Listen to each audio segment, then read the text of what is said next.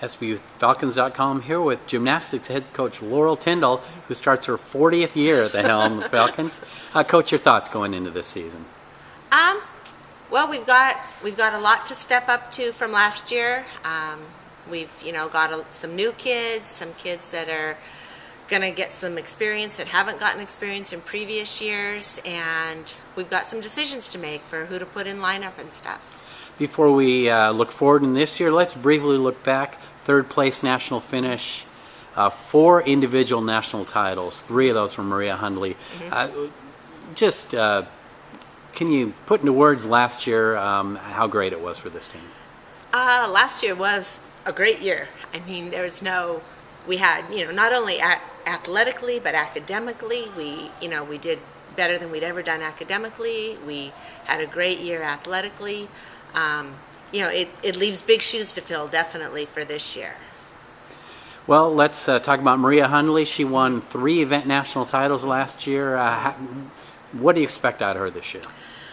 I'm not really sure that she'll be competing this year. She has a concussion that she sustained in September and has not even trained since September. So at this point, it would be a bonus if we got her back for any part of the season. But at this point, we're looking to have others step up to fill some of the gap there. And who do you expect to step in?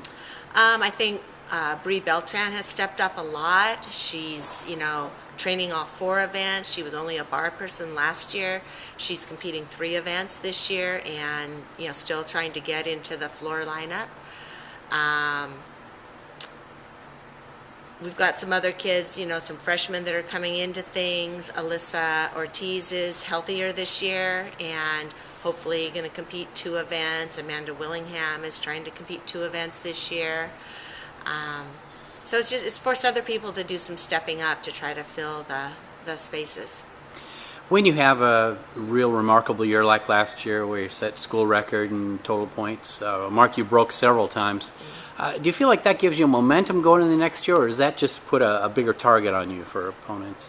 I think it puts a target on you somewhat, but you have to have, as they say, the horses in the stable to do that again. And we're struggling a little bit with that this year. Lauren Glover, who was a 3-event person last year, broke her foot in December. She had surgery pretty quickly. She's on the mend. There's the possibility of getting her back mid to end of season, so we're excited about that. But starting the season is going to be a little rough for us. What event do you see as being the strongest for this group? I could probably say this every year, but I really think beam could be a strong event for us.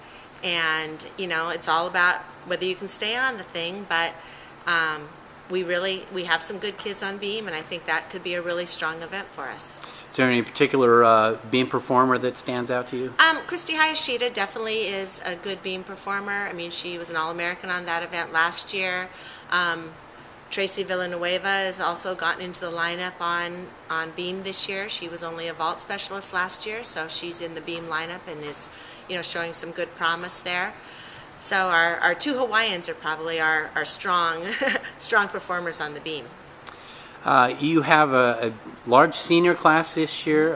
Talk a little bit about some of those seniors you expect to contribute. Yeah, Sydney Clark has stepped up a little bit. She's back in the all-around, which is, she didn't get beam last year, so she's back, looks to be an all-around performer for this weekend.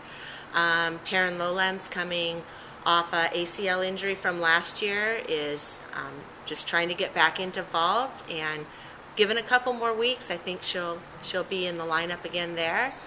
I already talked about Amanda a little bit. Kara Lord is continuing to be a staple performer in our vault and bar lineup. Then you have Shannon Scara, who was an All-American last year. She was an All-American last year. She'll probably just mostly be a beam bar person this year due to a foot injury. So we're hoping to, that she'll just maximize everything on those 2 events and carry the team there. Well, you one of the key losses from last year was Kai Tindall, your daughter. She was national champion in the floor. How will you fill that void in that rotation?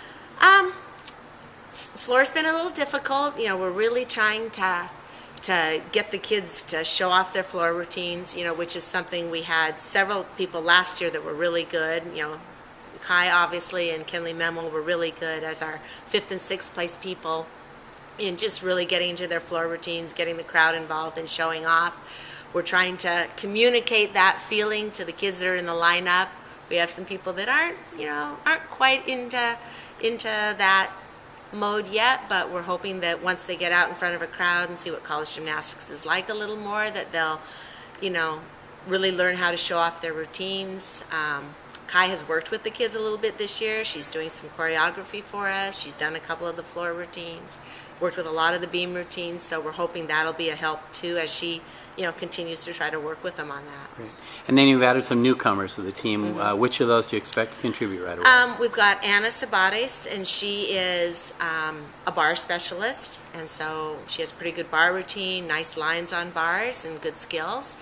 Ariana Harger is a vault floor specialist, and she looks to be one of our best on both of those events. And then Brittany Atchison is currently, you know, floor vault, has some good bar skills, but is a little bit away from getting a full bar routine together. And that's our freshman lineup. Great. Well, thank you very much, Coach. Appreciate it. And good luck in Friday's season opener here at home at Rome Pavilion. All right, go Birds.